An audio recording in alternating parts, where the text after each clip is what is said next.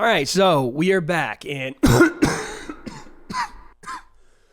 well, let's try that again. Okay, so we are back, and yes, my voice is more hoarse than the Clydesdales in the Budweiser commercials, but I'm still here, and I'm coming off a fantastic event on Saturday Night Misfits number 4. We had banger fight after banger fight, but today in particular, we have to talk about the star-making performance. And I'm not talking KSI and Face Temper. We're going to get to our breakdown of that, but I mean the man with the entire country of the Philippines behind him, and quite frankly, the entire YouTube and influencer boxing world, pro boxing world, Salt Papi. Before we get into how great his fight was and what exactly he did to neutralize this mountain of a man, Josh Brueckner, and everything that we're going to talk about in this video, I have to tell you, while Salt Papi's skills are smooth, his movements are trim, and his swagger is fresh, there's something else that leaves you smooth, trim, and fresh, and it's thanks to today's sponsor of the video,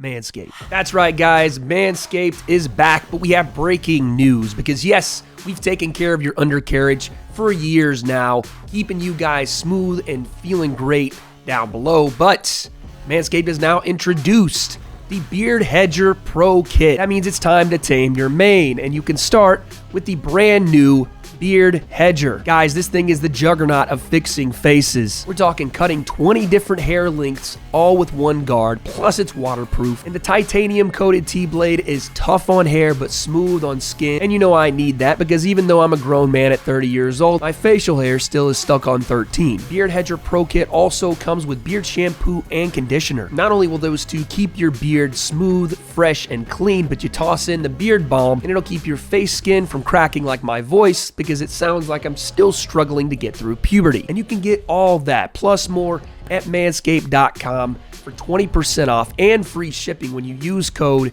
TWC. That's 20% off and free shipping when you use code TWC. Thank you to Manscaped for sponsoring this video, and always remember, guys, your balls and now beard will thank you. All right, so how did Salt Papi land this brutal KO versus Josh Brueckner, and what did he do to not only set it up to make Josh do exactly what he wanted him to do, but have the timing, skill, and ability to land the shot? And the biggest question, just how good is Salt Papi, aka the Boogeyman Slayer, and is he the most dangerous man?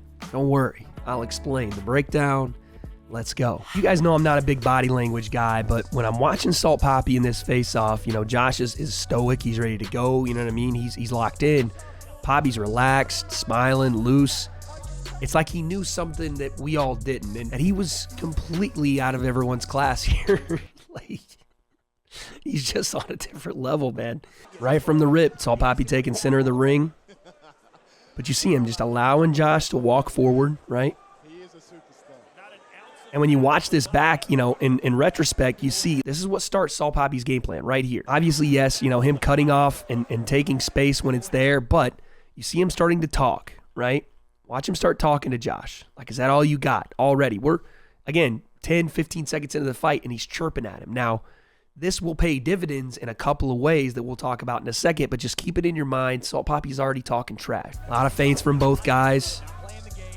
Papi tossing out his jab just a bit. And again, look at the footwork, man. While Josh is starting to pump that jab out, right? Pumps the jab out after he slaps the lead hand down, right? And then pumps it out twice. Again, you see Josh go to that jab twice. And watch Salt Papi's footwork as he comes forward with that jab. He mirrors him, right? Step forward, step back. Step forward, step back. Step forward, step back. And as the angle changes, you don't see Papi just going straight backward. You see him changing the angle with Josh. High-level stuff that when you don't have to think about it and it's natural to do, puts you in a better position offensively to counter off of. A lot of YouTube boxers are still struggling with this. Even a guy like Temper is still struggling with this, where he wants to get out of range straight backward. Salt Papi understands that if the angle's changed, he can move backward and also change the angle with that, right? And he keeps that angle in case he wants to counter off. This allows him, if he wants to pop that left hand down the pipe. Now, that's a big moment, too, that we see. One, yes, oh, man, Papi was talking and just feeling himself, man, throwing the belt out, the Aaron Rodgers discount double check. But this is the big moment. Watch the combination from Josh here, right? He's going to throw this 1, 2, 1, right? Now, the 1, 2 here aren't even meant to hit Papi. They're meant to gain range and put something in front of his face so that he can't see whatever that third punch is. 2, and then the 1. Now, what Papi does, he sees every single one of them and throws his counter shot as Josh is moving forward, right? Catches him coming forward where momentum meets momentum. Again, this will be important as we enter that finishing sequence in the next round. Remember those two things. My Lord, he's like a viper, man. He's like a viper. Watch him just strike right here. Again, he's the one actually putting just a bit of pressure on Josh. Just feint, and then Josh not reacting to that feint. Level change, zoom. That shot comes in so quick, man. And Josh, again, trying to counter it with a little check left hook of his own, but that straight shot always beats a looping one. Shout out to the boy Weasel MMA, because straight shots always beat looping ones. And that one gets there, and then the second one also gets there. Big time shots from Papi, man. And again, you never see Papi sprinting out of range or playing defense without getting back to his offense. You know, there's a lot of people that struggle with that are new in this game, and I'm telling you, Papi is still new in this game, and he doesn't struggle with that at all. He's not afraid to be hit. He's okay being in the fire, like even right here. Smiling, hanging out in there, and again, Josh is going to come forward and try to step on the inside and throw that hook, but again, Papi's there with his check hook, and boom, left hand down the pipe again. He is not afraid at all. There is no fear in this man in this ring at all. He might as well have set up shop, got his TV, get the freaking couch sofa, a microwave, Hot Pockets, and grape soda, because that's one of my personal favorites as a kid. But for Papi, he was that damn comfortable in there. Solid round there. Round 1 goes to Papi. He just outboxes Josh a bit there. He lands the bigger, cleaner shots. He's more accurate while Josh had more volume. A lot of those punches weren't even thrown to be landed. But then in the second round, he's going to show him a different look, make him maybe forget a bit about that left hand over the top on the counter.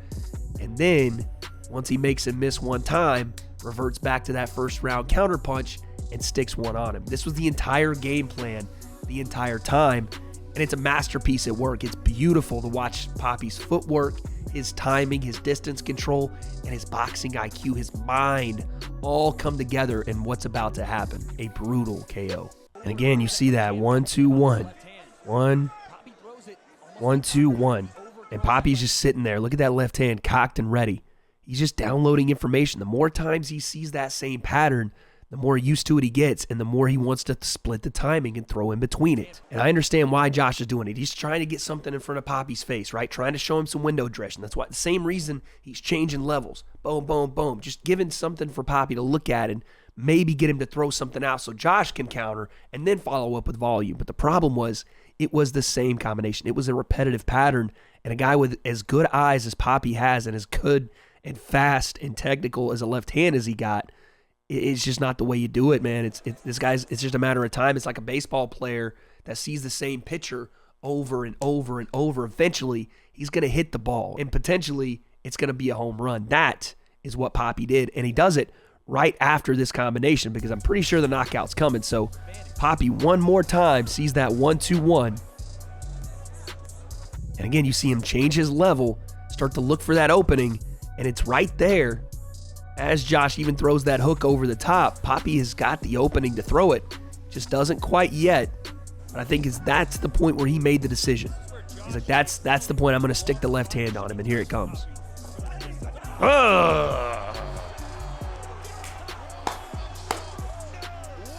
Beautiful shot, man. Just damn beautiful.